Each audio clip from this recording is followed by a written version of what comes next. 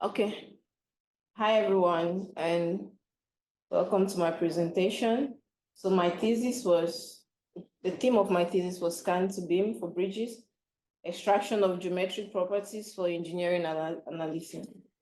I was supervised by Dr. Diane Grigilo, Professor Bostian, and Dr. Tilen Obanchi. So the goal of the thesis was to develop a workflow that will automatically or semi-automatically generate a BIM model from a bridge. And the input was the point cloud data. And we had to extract its geometric properties. We had to outline the steps involved and outline the challenges and develop a complete workflow. So we went from a point cloud data, we pre-processed the point cloud and removed the noise, and then we segmented the point cloud and generated a 3D model in Revit.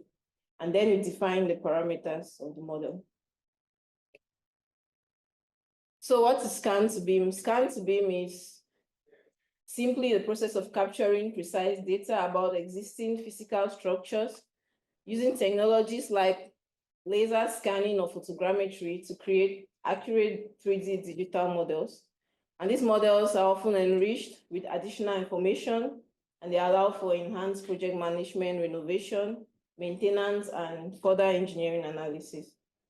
So we have scan to BIM for buildings. We also have for HBIM. We have for BRIM there, the BR being bridges. And we also have scan to BIM for MEP. For our sample project, we used the point cloud of the Borovnica Bridge here in Slovenia, which is located along the route from Vienna to Trieste v Ljubljana. So the initial point cloud was comprised of approximately 10 piers and a spandrel wall which rested on them. It was made of about 8 million points. And since the goal of the research was to develop a workflow, we had to extract part of the bridge to work with to reduce the computational load. So we went for from the initial point cloud in, we input the initial point cloud in Leica Cyclone, where we extracted the unwanted points, and we went ahead to test the workflow on it. We did the pre-processing and up to the segmentation in Python. So as with all Python codes, the initial step was to import the libraries we needed for analysis. And then we had to center the point cloud and remove the noise. For the noise removal, we used the statistical outlier removal method, whose general idea is by calculating the average distance between the points in the point cloud, and then comparing the distance between each point and its neighbors, comparing that to the average distance between the points. And if it is smaller, we consider this point to be an inlier. If it's greater than the average distance, we consider it to be an outlier. So we use the number of nearest neighbors to be 2 in this case. And we also use a standard multiplier. The STD multiplier is actually what controls the sensitivity of the outlier detection.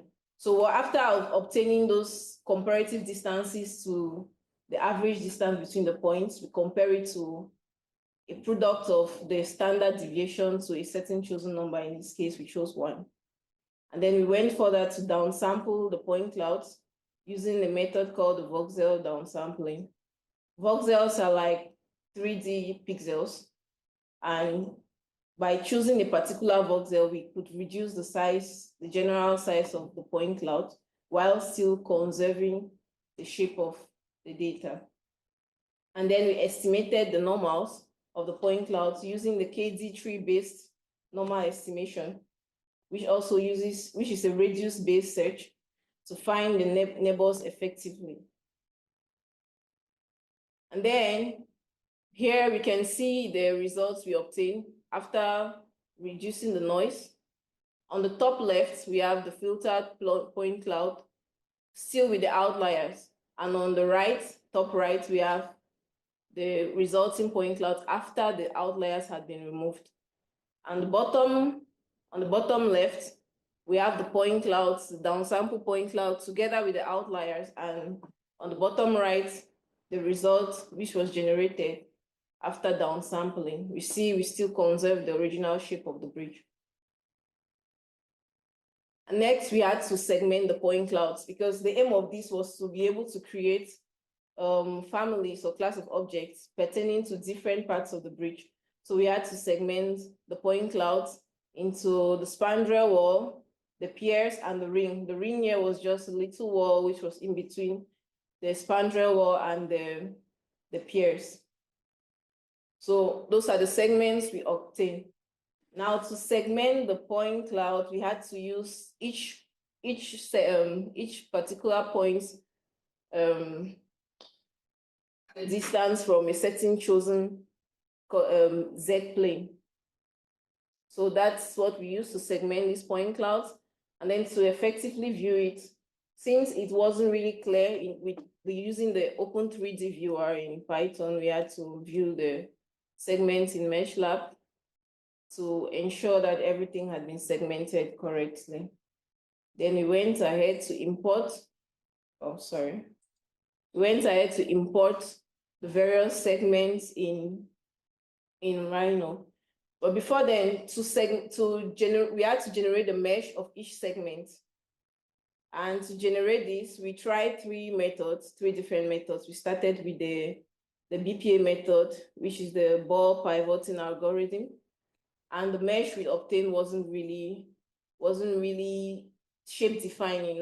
It didn't define the essential points of the bridge parts we wanted.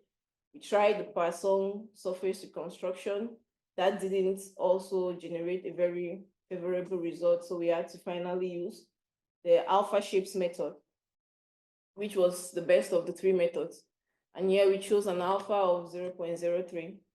Then we exported the segments into PLY format and imported them into Rhino. So here are the various meshes obtained, imported into Rhino. We have the piers, the spandrel wall, and the rings. Now in Rhino was where we did the actual generation of the BIM model. So we created a plane which intersect each segment. So we did this for each segment. We had to create a plane which could intersect with it. Then we exported the vertices. We generated the vertices at the point of intersection, which also gave the shape of each segment. And from there,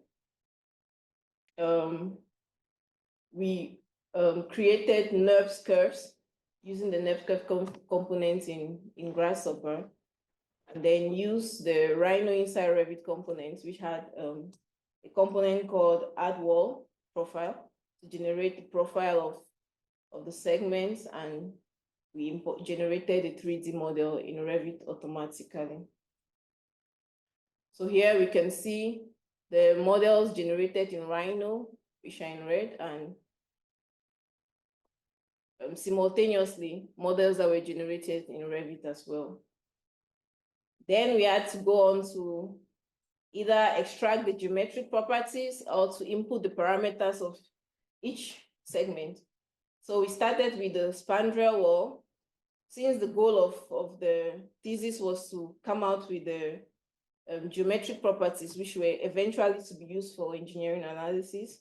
So we went to the model which was generated into Revit, tried to come out with the properties. So for the spandrel wall, we had a height of 9.01, an arc rise of 6.35, arc span 13.26, and a thickness of 5.646 meters. The dimensions of the ring wall, the height was 1.17 meters, the width for the left wall was 6.53, and for the right wall was 3.66. For the piers, we had the left pier, which had a height of 14.09 meters, the right pier 9.86, and for the width, the left pier had a width of 7.53, while the right pier had a width of 3.96. So we also, with the use of Grasshopper, we could create families for these various components that were created various components depending on the segments of the part of the bridge. And then we also, in Revit now, on the BIM model, we created parameters for each part of the bridge. And then we classified the various models using the classification Uniclass 2015. And we also tested the interoperability of the bridge by we exported it to IFC and then tested the interoperability by opening it in BIM Vision and also in OpenIFC Viewer to see if all the parameters had been exported, and effectively they had been exported. So, So down below we have our final model in Revit. So here is the complete workflow we came out with. First, the point cloud data was inputted. You extract the unwanted point, and then you create an open 3D object in Python. You center the point clouds, you remove the noise, downsample the point clouds. The method you choose also will influence your results. Then you export you segment it, you export the segments you estimate the normals, and then you segment the point clouds, and then you estimate the normals again of each segment, and then you export it into PLRY format, which you import in Rhino, and go ahead to extract the bounding vertices and generate the BIM model. So what were the challenges we encountered during this research? Some of the challenges were software constraints, like some Python libraries worked for older versions of Python, but could not work for the recent versions of Python. And we needed them to either segment the point cloud or to maybe downsample the point cloud. Also, the components in Grasshopper which we were using to generate the BIM models automatically in Revit had certain constraints, like the Agbor components could only take NURBS curves that were, I'll say, on the same plane. So you always had to use a plane to generate the model in Revit. Also, another constraint, and a very important one, was the point cloud density. Because the denser the point cloud, the more accurate the BIM model. For the key findings of the research, we found out the importance of using planes in scan to BIM. Planes were very important when it came to segmentation, and they were very important when it came to generating the 3D model. Also, we realized the importance of the point cloud density, and also the selection of the algorithm used for noise reduction or mesh generation also impacted the results obtained. The automation and geometric extraction also, the workflow developed in this research actually came up with an automatic process to generate a BIM model. But however, certain recommendations that would have generated, I'll say, more optimal results would be to maybe define the LOD needed before scanning, and not only during the generation of the model. Also, the algorithm selected has to be determined by the intended usage of the model. I think future research would be to extend the workflow which we develop to maybe different types of bridges, and maybe different types of complex structures as well. Thank you.